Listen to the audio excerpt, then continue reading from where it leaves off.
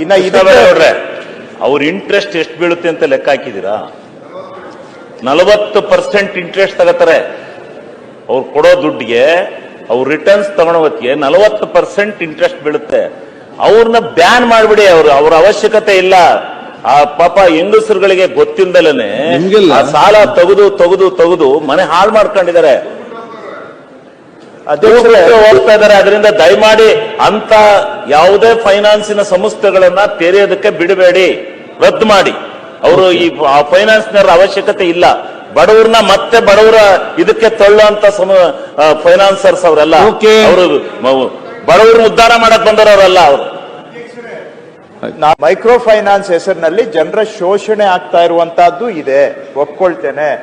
ಈ ಶೋಷಣೆಯನ್ನ ತಡೆಗಟ್ಟೋದಕ್ಕೆ ತತ್ಸಂಬಂಧವಾದಂತ ಕಾನೂನಿಗೆ ಸರಿಯಾದಂತ ಬಲಪಡಿಸುವಂತ ತಿದ್ದುಪಡಿ ತರಲಿಕ್ಕೆ ನಾನು ಇವತ್ತೇ ಅವರಿಗೆ ಪ್ರಸ್ತಾವನೆ ತಯಾರು ಮಾಡಲಿಕ್ಕೆ ಸೂಚನೆಯನ್ನ ಕೊಡ್ತೇನೆ. ಅದು ಕೋಆಪರೇಷನ್ಗೆ ಬರುತ್ತಾ, ಫೈನಾನ್ಸ್ ಡಿಪಾರ್ಟ್ಮೆಂಟ್ಗೆ ಬರುತ್ತಾ, ಅದು ಅವರಿಗೆ ನನಗೂ ಅಷ್ಟು ಕ್ಲಾರಿಟಿ ಇಲ್ಲ. ಆದ್ರೆ ಒಟ್ನಲ್ಲಿ ಅದನ್ನ ಸರ್ಕಾರದ ಕಡೆಯಿಂದ ಆ ಒಂದು ಪ್ರಯೋಗ ಮಾಡಿಸ್ತೇವೆ. ಕೆಲವರು ಈ ಸ್ಕ್ಯಾಮ್ ಕೇಸ್ ಆಗೋದಕ್ಕೆ ಮೊದಲು ಆ ಕಂಪನಿಯಿಂದ ಡೈರೆಕ್ಟರ್ ಆಗಿ ನಿರ್ಗಮಿಸಿರ್ತಾರೆ. ಆದ್ರೆ ನಡೆದಾಗ ಅವರು ಭಾಗ ಆಗಿದ್ರು. ಆದ್ರೆ ಈಗಿರೋ ಕಾನೂನಲ್ಲಿ ಅವರು ನಿರ್ಗಮಿಸಿರೋದ್ರಿಂದ ಅವರು ಕಾನೂನು ಪ್ರಕ್ರಿಯೆಯಿಂದ ಹೊರಗೆ ಉಳಿತಾ ಇದ್ದಾರೆ. ಚೆನ್ನಾಗಿ ನಡೆಯುವಾಗ ದುಡ್ಡು ಎತ್ಕೊಂಡು ಹೋಗಿದ್ದಾರೆ ಡೈರೆಕ್ಟರ್ಸ್, ಇವತ್ತಿಲ್ಲ ಡೈರೆಕ್ಟರ್. ಸೊ ದೇವರ್ ಎಸ್ಕೇಪಿಂಗ್ ದ ಲಾ. ಸೊ ಯಾರ್ಯಾರು ಲಾಭ ಪಡ್ಕೊಂಡಿದ್ದಾರೆ ಅವ್ರಿಗೂ ಕೂಡ ಇದು ಜಾರಿ ಆಗ್ಬೇಕು ಅನ್ನುವಂತ ಒಂದು ತಿದ್ದುಪಡಿ.